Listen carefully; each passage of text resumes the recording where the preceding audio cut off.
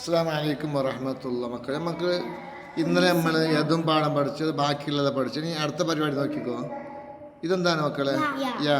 ഇതാ ഈ. ഇതാ ഇതാ യുൻ. ഇതാ കൈ.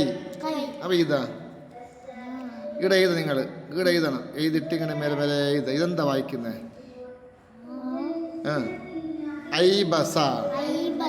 അപ്പൊ ഇവിടുത്തെ മേലൊക്കെ എഴുത. അങ്ങനെ 4 ഉണ്ട്. അങ്ങനെ ടോട്ടൽ 5 ഉണ്ടാവും. അപ്പൊ ഇതാ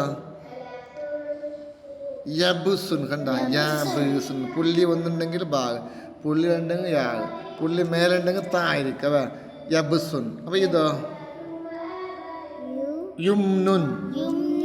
യുംനുൻ. ഇതാ വദിയുൻ. വദിയുൻ. സൈഉൻ. സൈഉൻ.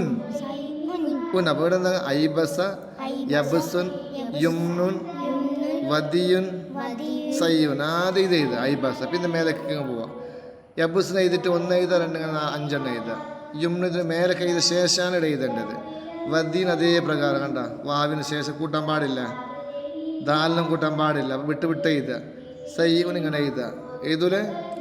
ഓക്കെ.